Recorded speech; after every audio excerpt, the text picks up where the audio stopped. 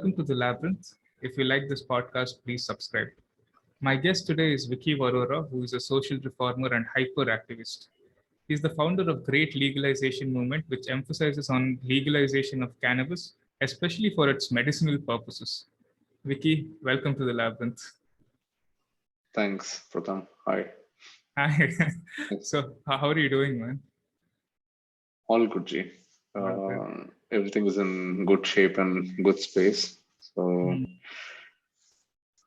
Yeah. just going through life as it's, this whole Corona and lockdown is a little bit weird, and it's slowed down a lot of our own projects that we have built over the years. But other than that, everything is in good space. Where are you right now? Just passing through Bangalore at the moment. Always passing through some other place. Mostly traveling. Okay, so what projects did Corona slow down? One of the things is,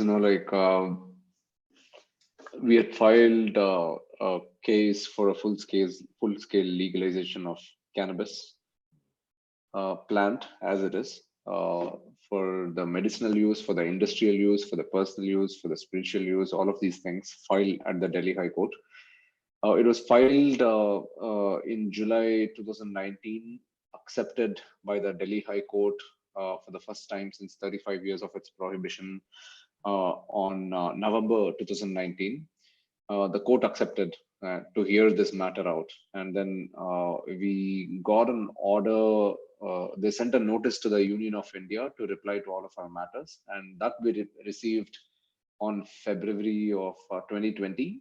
And before the next hearing could begin, it really shut down the entire court sessions and everything. And ever since then, it's been like a constant delay, and this legalization effort to legalize the plant is completely slowed down for almost a year and a half now. So, what was the story behind starting Great Legalization Movement? It was a total and complete belief in the plant. Belief that this plant is it's the solution for many of human problems that we are facing in the modern world, be it the ecological disasters or the environmental problems, be it the medicine or the healthcare problems, be it all of the industries and industrialization that has gone on, that is depleting all of our natural resources and destroying the planet Earth as we know it. Be it the problem of people, whatever it is that they're going through, or agricultural problems, our consciousness or spirituality related problems, our future technology. There are so many amazing future technologies that we can create using this plant as keeping it as the resource. But the prohibition is really hindering a lot of these things. So that is the biggest problem, and that's what we are after, to bring back these solutions back to humanity again. And that's really started the Great Legalization Movement. Of course, cannabis was being researched upon for years before that. And then in 2014, there was a patient who was dying from cancer, and Viki made the medicine, and then he gave the medicine to this dying cancer patient from stomach cancer. And suddenly, the tumors disappeared. So all of the things that we had studied on the internet, that cannabis is anti-cancerous and this and that, everything became true to such a degree that this patient who was not able to eat any food for months, she was vomiting for 10 to 15 times in a day, because right after the stomach, the small tube that takes the food down the GI tract, it was completely blocked. So the moment we put cannabis into her body again, these tumors opened up, and then the food started passing through, and the vomiting stopped completely. And 3 months later, she was declared cancer-free. And when we had the reports in our hand that she was only on this cannabis medications, and 3 months later, her cancers have completely disappeared from the body, it was such a awakening to a point, that day on November 18th, 2014, Viki woke up, with this results in hand, and haven't stopped since. Yeah, so that's strange. it has so many purposes, especially medicinal purposes. It's so crazy that we have banned this. But when Sorry, hi. yeah, so but when I tell this to some people, they say, then why is it banned? Okay, they must have thought before banning something like this. That's the usual response I get. See, the thing is, the world is being run by a lot of psychopaths, a lot of these really rich, highly corrupt corporations, organizations. They only want to do profit. They only want control of the entire world, and they do not want anything like this, especially which is a solution which can be grown in every single house, which can destroy the problems of humanity for good and forever. They do not want this thing. So many decades ago they created a propaganda that this plant is a bad plant and this is a very dangerous plant and it's a drug and it's a disaster for the evolution of society and human living. So we care about the human society, so we have to remove this plant away. But it's been used for thousands of years without any problems. Um, but they had absolutely no problem in pushing all the things that was dangerous to the society, like alcohol, like cigarettes, um, and now more recently, I should say social media is a very big drug Yeah. that we are all hooked onto uh, collectively. That we are not able to stop, to open up these apps, to scroll endlessly, to consume mindlessly. Social media is a new drug and it's the new television of the 21st century. So, what the television did to the 20th century mindset, social media is doing the same to the 21st century folks at the moment. So these kind of drugs they had no problem with, but cannabis had to be taken away. So why? You know why? Because it's the solution to so many things, and it's a threat to many of these existing billion-dollar corporations, as we know it. Be it paper, be it fuel, be it cement, lithium batteries, medicines, uh, recreational substances like alcohol and tobacco, for that matter. It can eradicate all of these things. Food, so many things. Like this plan, this one single plan can change everything. Textiles, very big thing. Textiles. Uh, so yeah, they have no interest because people already own these industries. They control these industries, and then they dictate the laws and policies of what needs to be allowed and what shouldn't be allowed. Especially if something is a threat to their existing industry, they have enough number of ways and evil plans to create a propaganda around this particular topic and use the national medias, international organizations to create policies that are very devastating to this particular topic. Yeah, Do you think you can win this legalization battle? absolutely, without a doubt. Okay. Why do you see any progress over the past few years in people's attitude towards Yeah, cannabis? yeah, yeah. Before 2014, should mention that there was absolutely zero talks about cannabis in this entire country. Zero, literally, no one was talking about cannabis. And since Great Legalization Movement began, so did many other companies. Not taking any credit for all of these things, but we just happen to be the spark at the very beginning. And there have been so many different companies, so many different products lines, so many different cases in the court, so many different policies rolling out, so many things are happening. But the birth of all of these things goes back to something that happened in 2014. And yes, we are winning on some level, but what really matters is how we are going to win the situation. Like, what are the policy that is going to be framed for the larger population of this country? How are the formal policies going to support the upcoming entrepreneurs in the cannabis industry? How is the policy going to help the patients or the farmers? So many things are still at play, but in a way, we are already winning. And decision at the High Court in our favor is going to really uphold the Constitution, which is very important because our Constitution provides us the fundamental rights, and the government has taken this cannabis plant away and thereby causing a violation to many of our fundamental rights. But if we win this case, it's a very great landmark decision when it comes to what the government can do and what the government cannot do when it comes to public choice and people's choice and culture as a national cultural identity. So many things comes to play. So many of the fundamental rights is going to be protected, and it's going to be a great thing. Yeah. So cannabis, something that's so useful, has been banned, but harmful drugs like you mentioned, alcohol or even social media is being pushed even to small children. Is this some kind Yeah, of absolutely. is this some kind of a battle or a war on our own consciousness?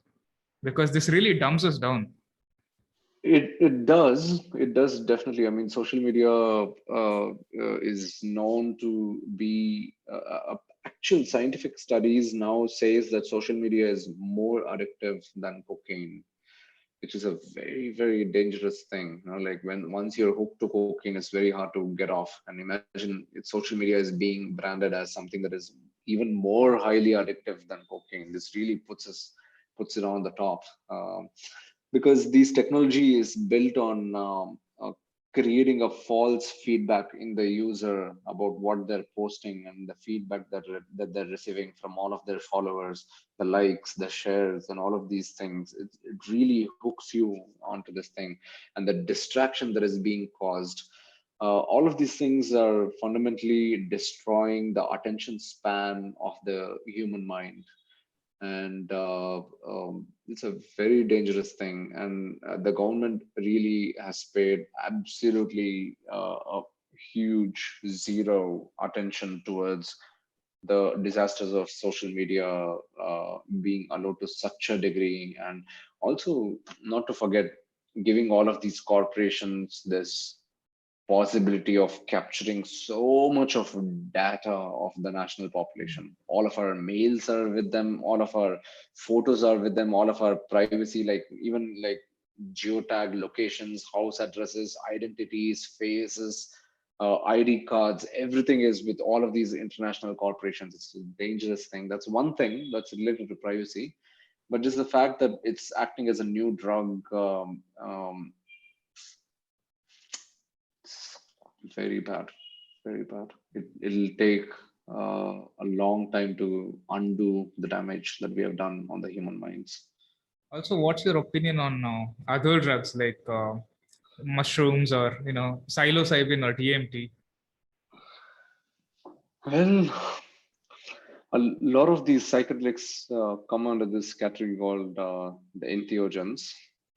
Entheogen is a particular compound or a molecule that can create the divinity within you. And there are more than 125 entheogenic compounds or molecules that are known to mankind. Most of it comes from the plant sources. Um,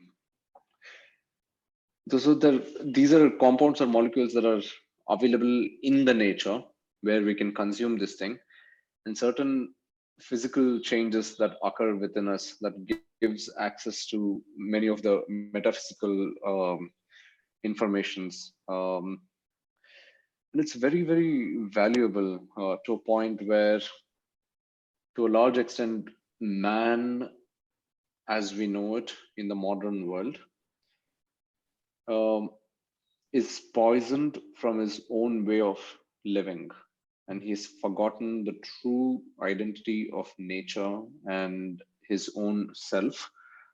And these entheogens will and always will be the last possible action through which he can reclaim his mind back.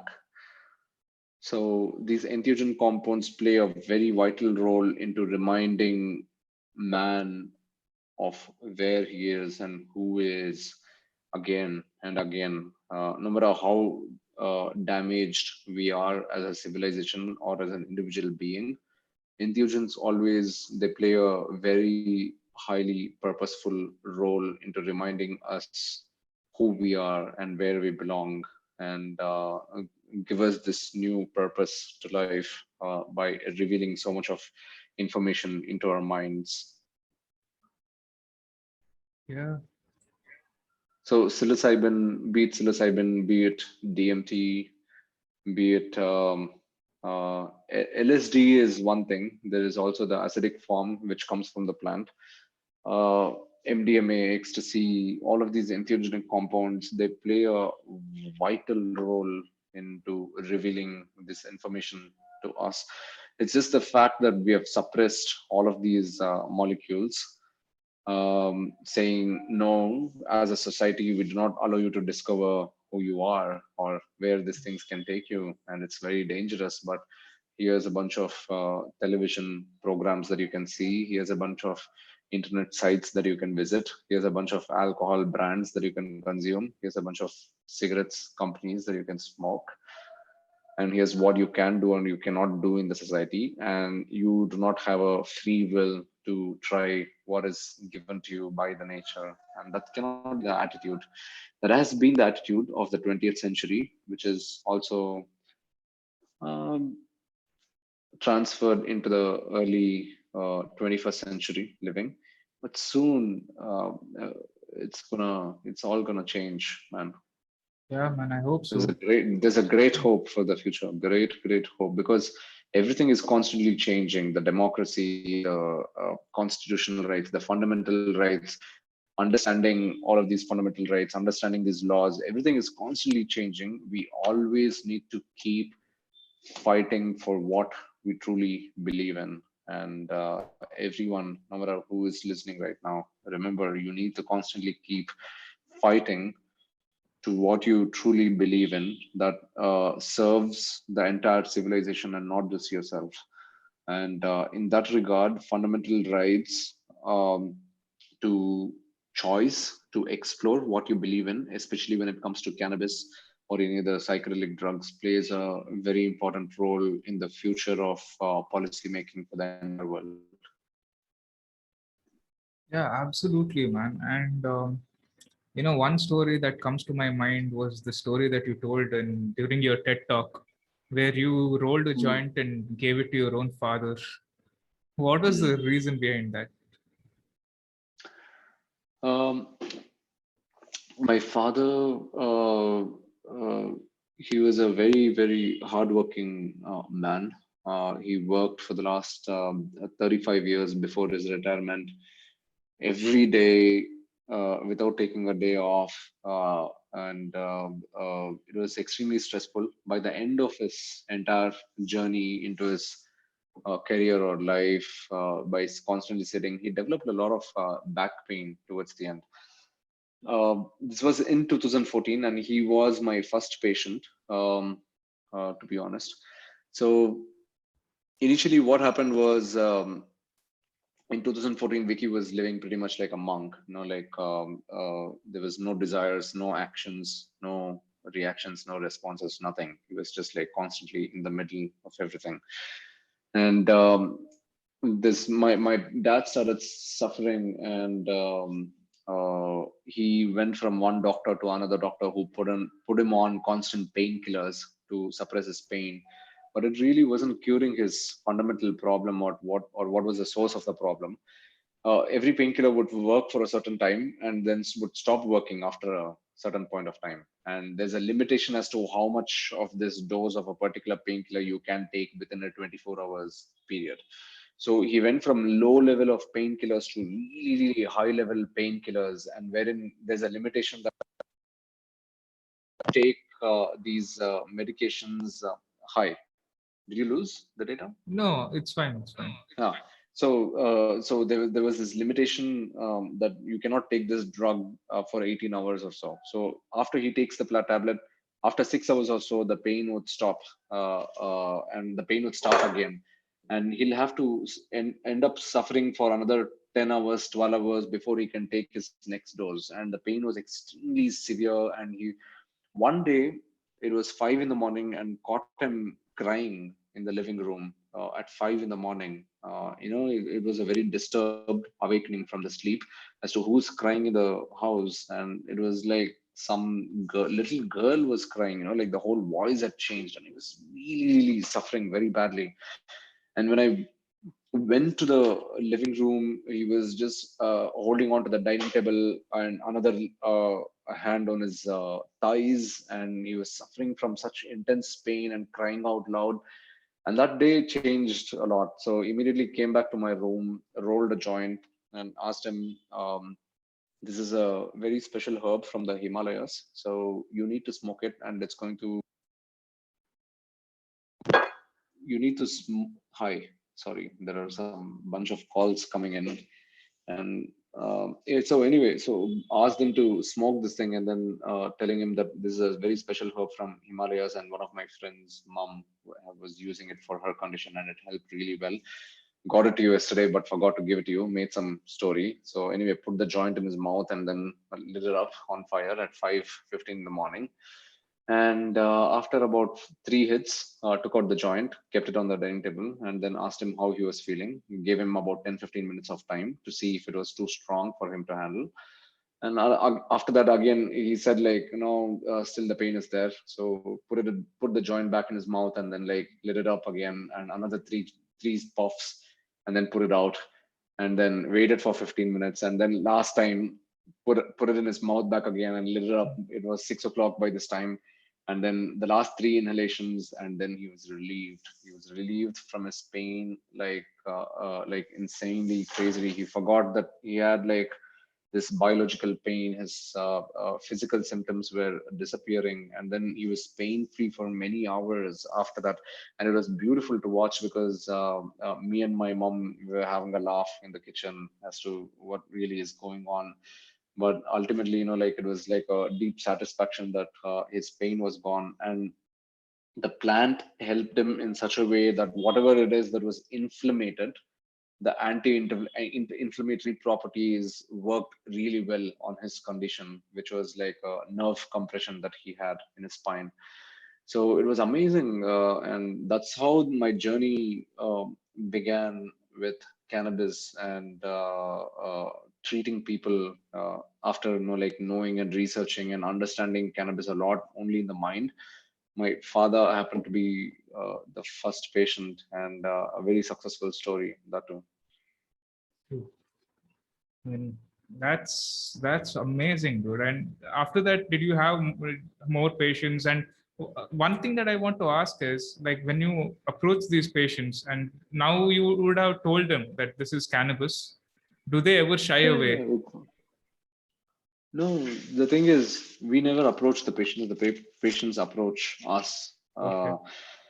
And they already know exactly what is going on, and they approach for the right thing. It's not like they're coming in for a cancer cure, they're coming in for the cannabis oil. And it's always like that. And they do know exactly what they're taking. They do know the risks and they do know the benefits, and they're trying. And many of them are finding great results, which is amazing to know. And that's how it's always been. And we approached the state government of Karnataka, Maharashtra, um, and few other, also the Prime Minister's office in our journey of legalization, and trying to approach in a way and manner that we need to set this up. Now we need to set up the research facility. We need to work together. We need to develop these medications. We need to give it to the patients and collect a lot of research and data. And then we need to, from this data, we can decide to help a whole lot more. And all of the current treatments for many of these diseases and conditions, they're being extremely useless to the patients. And here's a great solution that you guys are ignoring, so we need to do it. And all the way from the commissioner's office of Karnataka till the prime minister's office, went through many, had great deal of meetings, delivered a whole lot of letters, and finally when nothing worked, then landed a case at the Delhi High Court.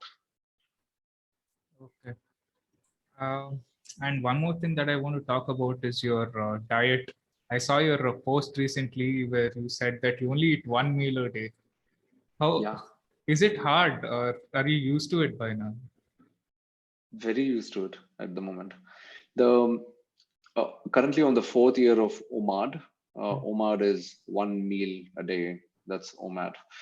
Uh, this 1 meal a day is basically eating only one cooked meal in a day, and the rest is not eating a full meal at all.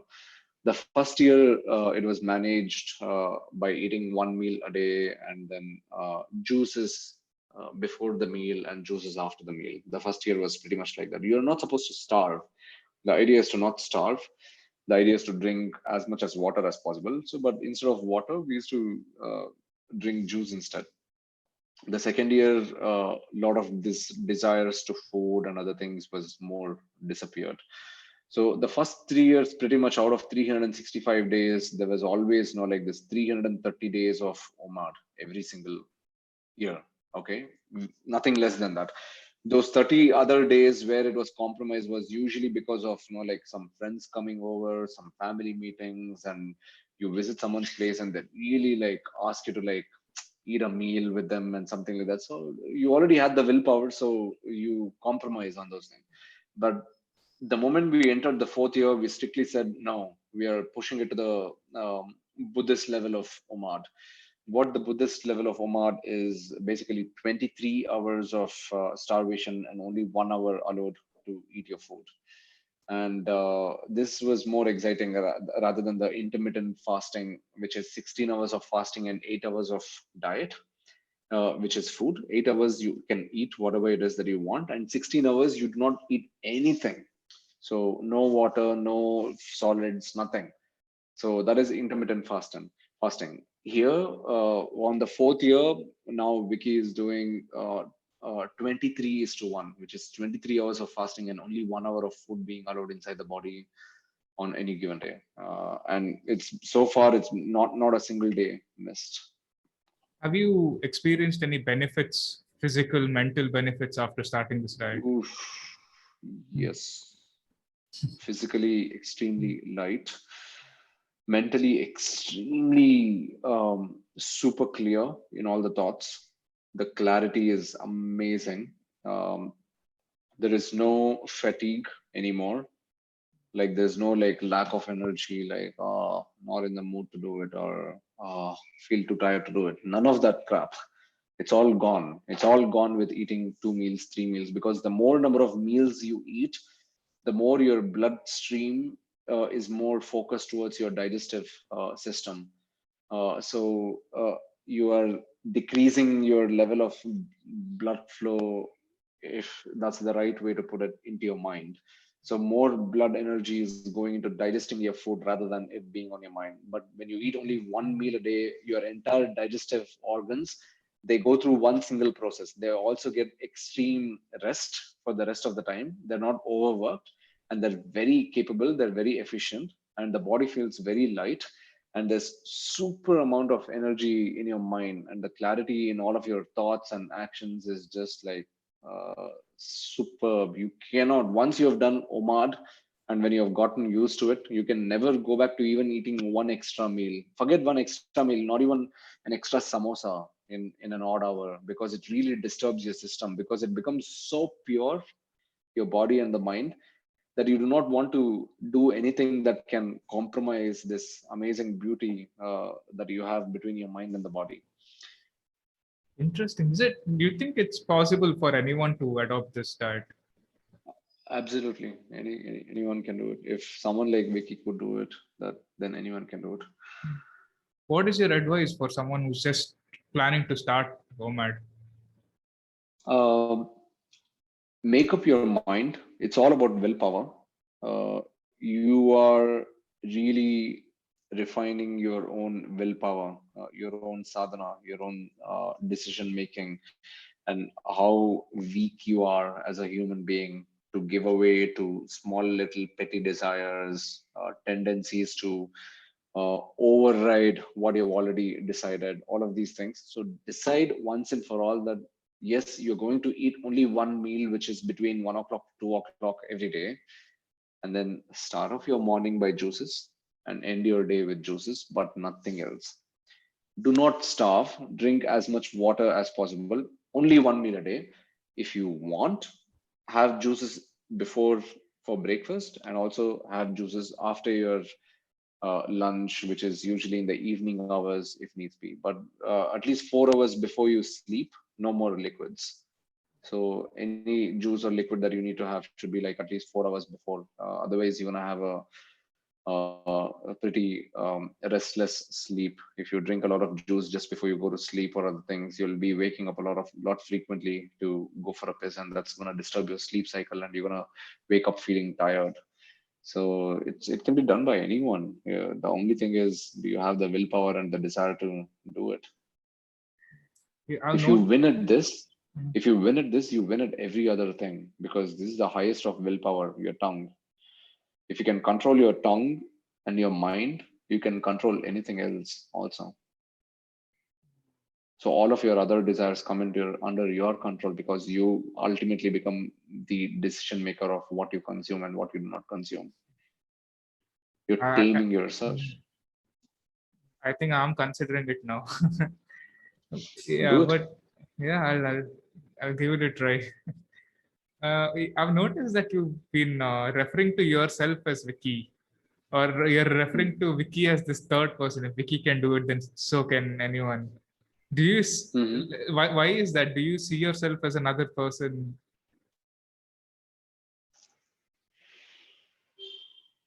We there's Okay, being in the path of Raj Yoga, Asteya, which is non-stealing. So we do not even steal the credits that is done by someone else, and that here in this case is Viki, and Viki was just a phase in this life between 2014 to 2020, and it was a uh, great life for those 6 years. And after that, Vicky left. So now it's a completely new avatar, new character. Something else is being cooked at the moment. So whatever, all of the past work that was done by Vicky. And yeah, if that might answer your question. Then who So are we do you? not have the habit of stealing. So then, if Viki went away in 2020, then who are you now? Originally, Vikasa. Vikasa. Okay. Okay. Yeah. Is that a joint? No, it's not a term. It's a BD. Sorry. Okay. All right. Hmm. So now for the more controversial part of the podcast. Mhm. What do you Mhm. think is the truth behind the current situation, behind Corona? A giant scandal. A Yeah. giant scandal to such a degree that the ultimate aim and role of this collective global effort is to put the global population um, uh, under a never-ending fear uh, about death, about suffering, and to constantly play it back on all of these news media, constantly manipulate the original signs, constantly suppress the voices, the authentic voices that are speaking against all of these things developing, including those of scientists. These are all very wrong. And to suppress the citizens' power of their fundamental right to express, it's a very dangerous game that these idiots are playing, and everyone are involved, from these big corporations, from these international banks to all the international government bodies to the leaders of every nation. And the people are slowly waking up, and we are going to win this one. Yeah, even I hope we do win this thing, but it looks like there's a long road ahead because most Mhm. people, most people we would call them sheep because they're still asleep. They still don't realize that someone's trying to butcher them. We sound like conspiracy theorists to them. Yeah, apparently, just read an amazing tweet. The difference between conspiracy theory and the truth is 6 months apart. So everything that was told back in 2020, even Vicky knew all of these things. It was it's all coming true in reality, and that's strange because when we said, oh, it's gonna go down to a point where they're going to require like a health passport to as a common thing, as a essential requirement for people to travel everywhere. They're going to introduce tracing. Everyone called, oh, you're a fucking conspiracy theorist and this and that. But look exactly what is happening today. Exactly. Even the vaccines are i- that vaccines is one more thing. Like if you start Hmm. questioning vaccines, they will again say you're an anti-vaxxer. Even though these vaccines have serious side effects, they have caused blood clots. These Yeah, vaccines even have these vaccinations are very, very, very dangerous. Very dangerous. In fact, to a point where the people who are receiving these vaccination shots are not, they're not taking any informed consent. They're not reporting to them what is exactly in this vaccine, what kind of chemicals, what kind of additives, what kind of preservatives, what kind of this thing, everything is there. I mean, they say that they want to control corona. They want to create a lockdown to spread corona, but then the government goes on injecting people with the coronavirus. Does it make any sense to you?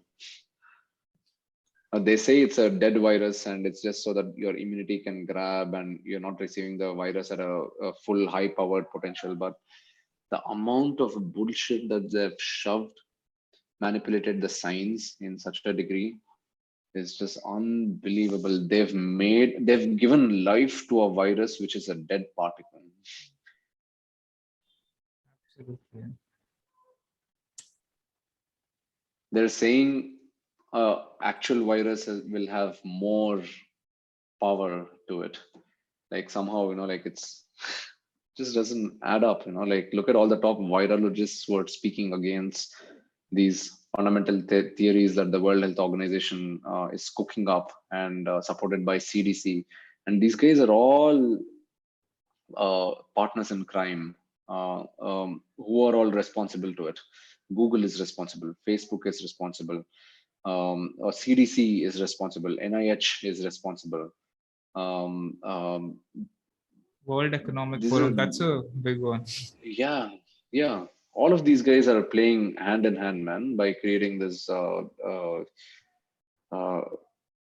theatrical shit show for the entire world. Hmm. And the thing about vaccines is, why do we even need vaccine for something like COVID, which has 99.7% survival rate? We just need to work out and improve your diet and go out for a walk because it mostly Yeah. affects people who are obese and diabetic. We have No, stopped also talking about the natural immunity is, immunity. Yeah.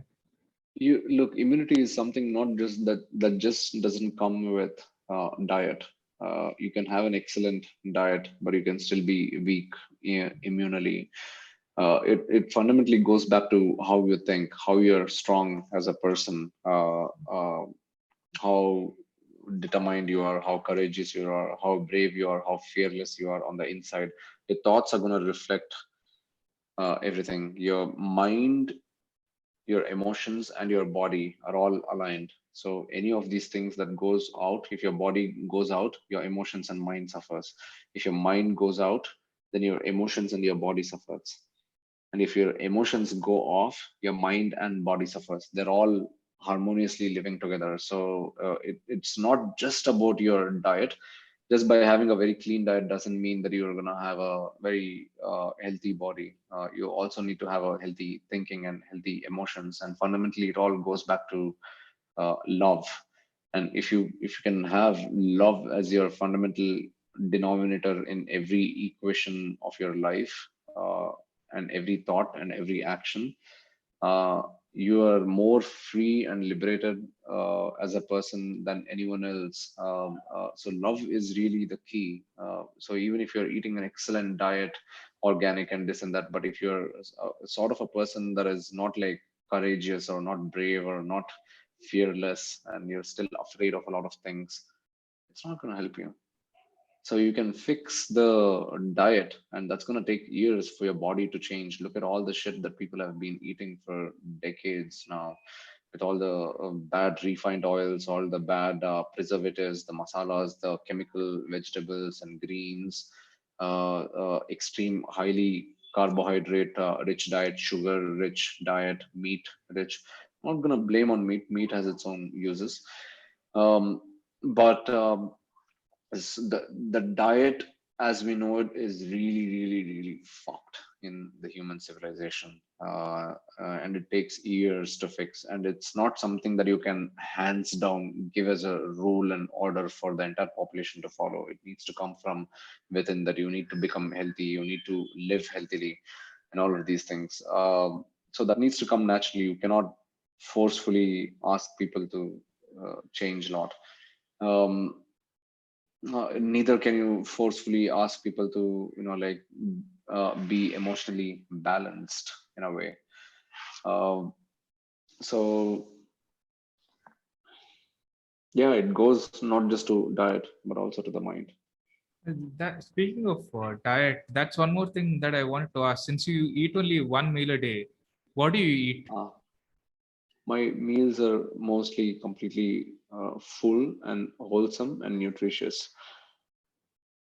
So in a week's time, we are consuming as many number of colors of food, as many number of greens, as many number of vegetables, as many number of grains, as many varieties of pulses and lentils and cereals. Everything is happening throughout the entire week. And on a daily basis, the entire plate of cooked meal is going to have um, uh, about 10 to 15% of carbohydrates, about 20 to 30% of proteins, lots of greens, lots of fibers, everything, but without all this masala and other crap. And it's very sattvic at the same time. And then it's we are covering, almost everything. And also, just before we start the meal, we eat the fruits. And again, the fruits also changes throughout the week, so we are consuming as much as possible. So you're taking all of the minerals, all of the nutrients, all the different kinds of amino acids, proteins, carbs, everything in a very balanced ratio. Do you Nothing is ever too much. do you ever fall sick? No, You never fall sick at all. no. Fascinating. Interesting. Coming back to this current shit show that's happening, when do you think Hmm. this whole pandemic or the so-called pandemic will end? 2025, as per what Hmm. they've planned. Their plan is to end this whole thing by 2025, and that gives them enough number of time to vaccinate majority of the population and create a lot of booster shots, upper shots, the next level, next variants, new vaccinations to kick in, new technologies to roll out to trace people, to create the vaccine passport, all of these things. It's like to put this new technology on top of an entire human living, so as to say. And what would you do if not someone, what would you do if the authorities tried to force vaccine on you? They cannot, because they do not have my consent. But yeah, you know how they are. Like they'll say it's they have enforced epidemic act. Everyone has to take vaccine. It's mandatory. No. So if let's say Vikasa does not take vaccine, and every one of you guys have taken vaccine, so if Vikasa is being a threat to entire world right now, does that mean that your vaccination doesn't work on you? Exactly. That's these are all common sense questions which we have completely abandoned. Yeah, we have abandoned, rest in peace, common sense and logic. Exactly, exactly.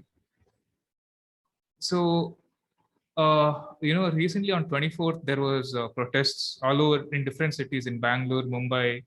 I think Is it? Awaken India movement, one organization Okay. had organized against vaccine passports, mask mandates. and Mm-hmm. also the side effects of vaccines. And we are Mm-hmm. really, planning to amp this, get as many people on board. do Mm-hmm. you do you think, okay, like, maybe these guys, we have to take the fight to their level, we have to fight back, because they're really playing all the tricks, man. They're brainwashing people. They're really changing Mm-hmm. their opinions. Whatever it is that you can do, try to do it legally, and you will win, or you at least have a possibility to win. Everything else is a waste of time. Yeah, we'll have to do something legally itself. Do you ever feel sad for where humanity is right now? No, not at all. Not even a little bit. No. In fact, if 90% of the population dies tomorrow, it doesn't affect us in any way or form whatsoever. Yeah. That's true, I guess. Hmm. I mean, it can probably be a little depressive to not see life as we knew it. But hey, the roads are free. It's true. Now I think I would like to ask you some vague questions. Okay. Yes. Do you believe in God? Uh, a very big question. Vikasa believes in energies, and energies drive the universe. And these elements are what was called as gods in Hinduism and in the Vedic culture. Except that over the last 1,000 years, everything has been manipulated to such a degree that it's all about a photo and an idol in Hinduism, at least. But Hinduism and Vedic culture is all about worshipping the energies and still believe in the energy, still believe in Agni as the power, Varuna as the higher force, Indra as the supreme god. But this is just a mere copy paste of what the Greeks believed in also. So there is a lot of lapse between the Greek civilization and the Vedic civilization. Um, God as a supreme being, again, the fundamental question is, if God created the universe and everything, then who created the God? It's like, what came first, chicken or egg? That kind of a question. Yeah. So if God created the universe, who we call gods based on our understanding, then who created the gods? Then they need to be the gods. So we don't know who created the gods, who created Brahma, Vishnu, and Maheshwara. They might say Raja Rajeshwari, but then who created Raja Rajeshwari?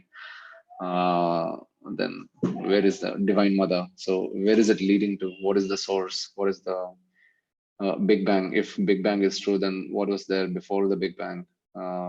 Then why are we not taking that into consideration? So many things. It's a never-ending question, actually. But do you feel God in your life? Do you feel do you feel God in your life and in the presence of your life? That's more important than anything else. And if you're truly happy and if you're truly in loving spirits, then I'm sure you can see God being present within you, or at least the godly nature inside Mhm. yourself. Yeah. Another thing is, we human beings have been heavily domesticated in the past few years. We were so much in tune with nature, but now we live Mhm. inside concrete buildings, addicted to our cell phones. And even you also talk about this on your Instagram about, you keep saying fuck cities. We need to be more. We need to be self-dependent, not dependent on someone else. How do you think? Absolutely. How do you think we humans should be living? Everyone needs 1 acre of land for themselves, and that's it. That's the highest of revolutions. And what should If we you all do? have 1 acre, yeah, in 1 acre of land, you can have everything that you need just for yourself. You can have the chickens, you can have the goats, you can have the cows, you can have um, uh, your vegetables, you can have a bit of fruit trees. And those who have good water availability, they can grow the grains for you, and you guys can just trade between yourself. You can give them the vegetables and like something like that. And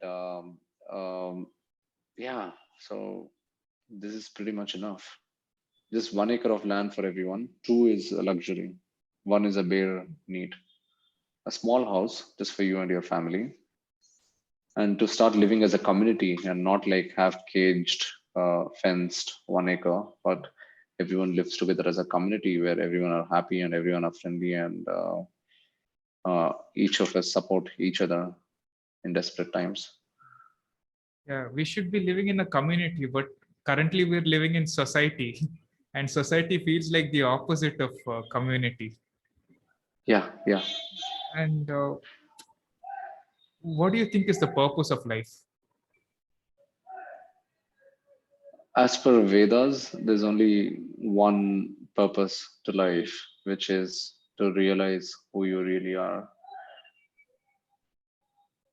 And Absolutely, that's the man. only that's the only purpose of life. The highest achievement of the Gnana Yoga, which is to realize that you are the God in this dream being presented to you as Leela in this Gaia. So it's a giant dream, and the God is dreaming, and you've forgotten that you are the God. And you simply associate yourselves with false identities, false purposes, that you are this, you are that, you are Mark, you are John, you are Pratham, you are Viki, and um, you have a purpose, which is to earn $1 million and to have a house like this, to have a wife like this, to have children who are intelligent like this. And you need to be successful, you need to be powerful, and you need to survive and not die. All of these things are ridiculous, false ego that is at play. But ultimately, the only purpose to life is to discover who you truly are. Well, that's it, man. I'll have to conclude this podcast now. Thank you so much, Vicky, for being on this podcast. All right. Thank you so much for having me.